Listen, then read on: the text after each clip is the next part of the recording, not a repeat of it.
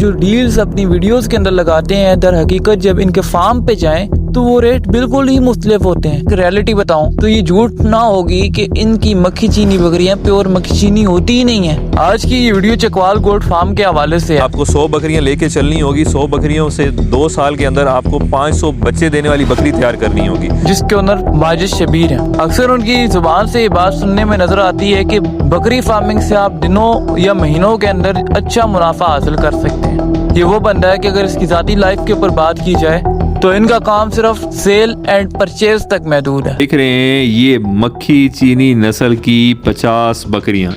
आज से कुछ महीने पहले तक तो मैं इनकी बातें बड़े शौक से सुनता था, लेकिन जब हम इस फील्ड में आए तो इसकी डार्क रियलिटी का जब मालूम हुआ तो वो कुछ इस तरह थी कि सिर्फ और सिर्फ अपना कारोबार चमकाना है। इनकी हर वीडियोस में सिर्फ मुनाफे का बताया जाता है, हालांकि ये करोड़ों रुपए की बातें करते हैं, लेकिन कभी भी इनकी वीडियोस में नुकसान की बात नहीं की गई। ये वैसे तो बड़ी बड़ी बातें करते हैं, लेकिन इन्होंने क्यों इस बात को मद्देनजर नहीं रखा कि अगर कोई बंदा इस काम में आएगा तो उससे नुकसान पहले होगा। इन्होंने ये बात सामने रखनी भी नहीं है, क्योंकि अगर ये आपको ये सब कुछ बताएंगे तो इनका कारोबार कैसे चलेगा। आज से कुछ महीने पहले तक हमने 5 लाख रुपए तक की परचेजिंग इनके फार्म से की थी। ये अपनी वीडियोस में मक्खी चीनी बकरी का बड़ा जिक्र करते हैं, लेकिन अगर मैं आपको एक डार्क रियलिटी बताऊं तो ये झूठ ना होगी कि इनकी मक्खी चीनी बकरियां प्योर मक्खी चीनी होती ही नहीं है, बल्कि वो मिक्स ब्रीड होती हैं। अक्सर औकात ये जो डील्स अपनी वीडियोस के अंदर लगाते हैं, दर हकीकत जब इनके फार्म पे जाएं तो वो रेट बिल्कुल ही मुख्तलिफ होते हैं। यानी अगर इन्होंने 100 बकरियों की डील लगाई तो जरूरी नहीं कि 100 की 100 का रेट एक जैसा हो।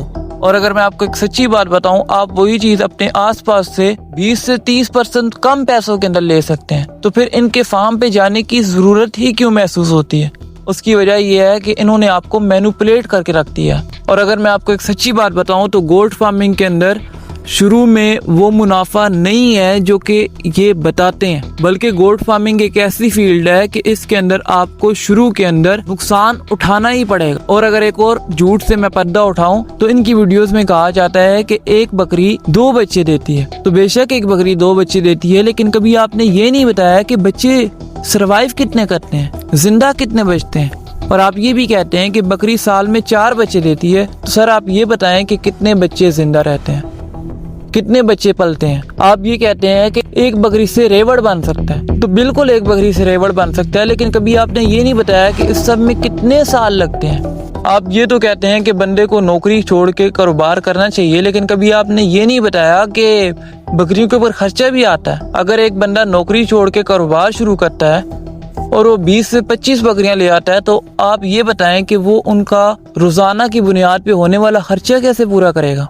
अगर आप एक बकरी लेकर आते हैं और उसे स्टॉल फीडिंग करवाते हैं और आपके पास अपनी जमीन भी नहीं है, तो उस बकरी के ऊपर 100 रुपए रोजाना का खर्चा आएगा, महीने का 3000 रुपए हो जाएगा। और अगर आप यही 10 बकरियां लेके आते हैं तो 30,000 रुपए आपका खर्चा कैसे पूरा करेंगे। आप ही की वीडियोस में कहा जाता है कि बकरी को चराई नहीं करवानी चाहिए क्योंकि बकरियों के ऊपर बीमारियां आती हैं। तो अगर हम दौरे माजी में चले जाएं तो अंबिया कराम, पैगंबर इस्लाम और तमाम नबियों ने बकरियां चराई हैं। तो अगर बकरियों पे बीमारियां आती हैं और आपके कहने की वजह से सब लोग बकरियों को घर पे ही चारा डालें, तो फिर बाहर अल्लाह पाक ने जो इनके लिए तरह तरह के सब्जे उगाए हैं वो किस काम के। आप एक रूटीन तो बना सकते हैं कि बकरी को आपने 4 घंटे सुबह बाहर निकालना है, 4 घंटे शाम को बाहर निकालना है, बाकी के टाइम में वो आराम तो कर ही सकती है। और हमने जब से स्टॉल फीडिंग छोड़ के चराई शुरू की है, जिसमें हमें 4 महीने हो गए हैं, हमें तो अभी तक कोई बीमारी देखने में नजर नहीं आई। और अगर इसके बरक्स देखा जाए तो चराई के ऊपर हमारी बकरियां ज्यादा सेहतमंद रही बनिस्बत स्टॉल फीडिंग के। तो हुजूर आप अपनी वीडियोस के अंदर